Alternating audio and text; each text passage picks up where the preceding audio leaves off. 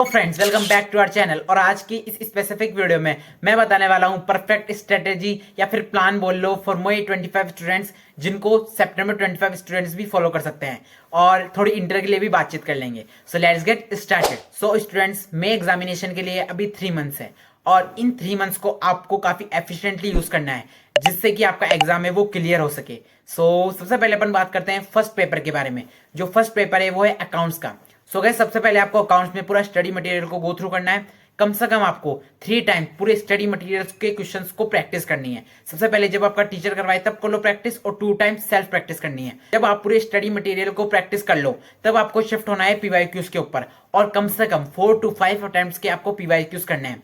और पीवाईक्यूज करने के बाद आपको शिफ्ट होना है एमटीपीज और आरटीपीज पर।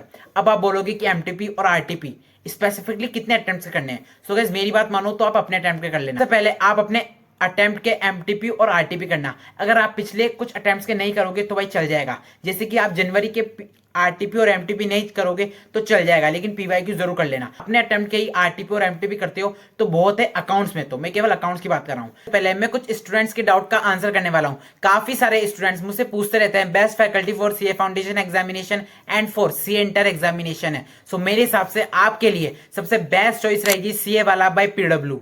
सीए वाला के बैचेस के साथ आप अपने कॉन्सेप्ट को इजीली क्लियर कर सकते हैं और साथ ही साथ अपनी प्रिपरेशन को नेक्स्ट लेवल लेकर जा सकते हैं। सीए वाला के रिजल्ट्स भी काफी ज्यादा इंप्रेसिव है, जैसे कि सीए इंटरमीडिएट में AIR 1, AIR 25, AIR 31 रैंक्स आई है सीए वाला बाय पीडब्ल्यू से। भी काफी सारी ऑल इंडिया रैंक्स, और सीए फाउंडेशन में भी काफी सारे स्टूडेंट्स ने 300+ मार्क्स स्कोर किए हैं।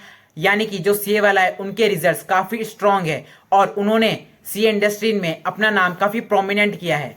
And best thing is that PW has come up with a Republic Day sale and get up to 60% off on all the batches. Celebrate Republic Day with PW and enroll now. And अगर आप जनवरी 26 में CA intermediate का पहला attempt देने वाले हो तो मेरे हिसाब से आपके लिए सबसे बेस्ट चॉइस रहेगी सीए इंटर उद्देश्य regular and pro batch for group 1 and for group 2 for January 26 examination है। एंड अगर आप May 25 सीए इंटरमीडिएट एग्जामिनेशन के लिए अपीयर होने वाले हैं तो आपके लिए सबसे बेस्ट चॉइस रहेगी सीए इंटर उद्देश्य fast track batch for May 25 examination for group 1 and for group 2।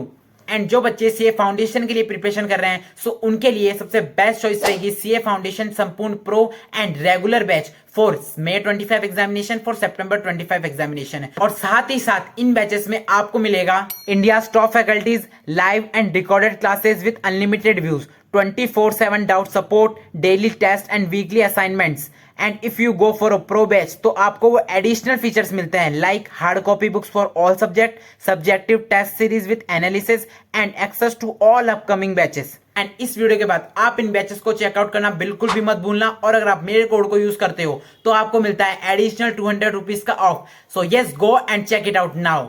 Second paper के बारे में बात करते हैं जो कि है लॉ का। गाइस, लॉ एक ऐसा सब्जेक्ट है जो अभी 12th और 11th में किसी ने नहीं पढ़ा।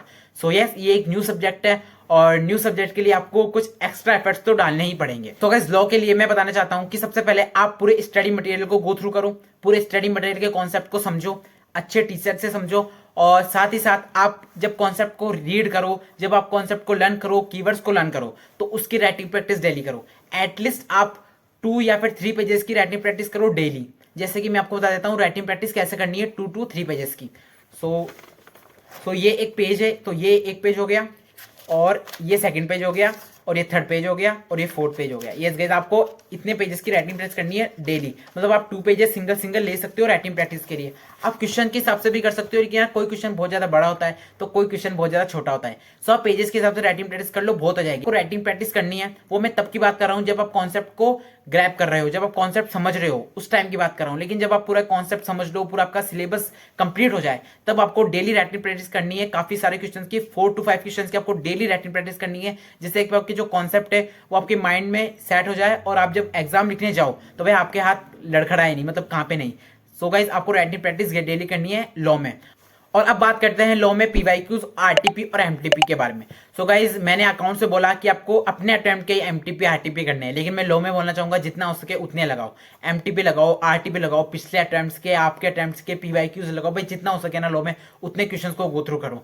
केस स्टडीज के लिए तो मैं खासकर बोलना चाहूंगा कि जितने क्वेश्चन हो सके उतने क्वेश्चन को गो थ्रू करो, और डायरेक्ट क्वेश्चन के लिए आप कॉन्सेप्ट को लर्न करो और एक पेज में लिख लो, और आप जितनी बार हो सके जो भी इंपॉर्टेंट कॉन्सेप्ट है उनको लिखो, क्योंकि यार जब जब इंपॉर्टेंट कॉन्सेप्ट को लिखोगे ना तब तब भाई आपको मतलब पेपर लिखने जाओगे और वो डायरेक्ट क्वेश्चन एग्जाम में आ गया, सो भाई आपको 5 से 7 मिनट लगेंगे उस पूरे क्वेश्चन को करने में। तो सो गाइस आप समझ सकते हो ना 5 to 7 मार्क्स का क्वेश्चन आता है डायरेक्ट एग्जाम हॉल में, और आप उसको अगर लिख के आ गए भाई 5 to 7 मिनट्स में, सो भाई डायरेक्ट क्वेश्चन में ना तो कोई नंबर काट सकता है, ना आपका कोई कंक्लूजन गलत हो सकता है। सो यस डायरेक्ट क्वेश्चन के ऊपर भी ज्यादा फोकस कर देना, और आपने डायरेक्ट क्वेश्चन के ऊपर अपनी कमांड बना ली तो आप केस स्टडीज भी आराम से सॉल्व कर सकते हो। पहले पेपर 3 के बारे में, मैथ्स के बारे में। सो गाइस मैथ्स में सबसे पहले आपको करना है पूरा study material complete, 3 to 4 time आपको पूरे स्टडी मटेरियल के क्वेश्चन से वो हाथ से लिखकर प्रैक्टिस करने हैं। सेकंड आपको करना है पीवाईक्यूज, जो भी 9 अटेम्प्ट्स के पिछले पीवाईक्यूज है, जो 2018 से लेकर आगे के जो भी ऑनवर्ड्स पीवाईक्यूज है वो आपको सारे लगाने हैं। उसके साथ साथ आप अपने अटेम्प्ट के एमटीपीज लगाओगे टाइमर के साथ। मैथ्स में टाइम बहुत ज्यादा मायने रखता है, इको में टाइम इतना मायने नहीं रखता। आपका इको का पेपर 1 से 1.5 घंटे में कंप्लीट हो सकता है, लेकिन मैथ्स में आपको काफी ज्यादा प्रैक्टिस करनी होगी टाइमिंग के ऊपर। सो यस आप टाइमर लगा के जरूर एमटीपी सॉल्व करना। अपन बात करते हैं पेपर 4 के बारे में, जो कि होने वाला है इकोनॉमिक्स का। और गाइस जो इकोनॉमिक्स का पेपर है वो कंपेरेटिवली इजी आता है, और जो सिलेबस है वो भी कंपेरेटिवली इजी है बाकी सब्जेक्ट के हिसाब से। सो आप इस सब्जेक्ट से अपना जो एग्रीगेट है उसको बूस्ट कर सकते हो। सो गाइज आपको सबसे पहले इको में करना है पूरा स्टडी मटेरियल को लाइन बाय लाइन रीड।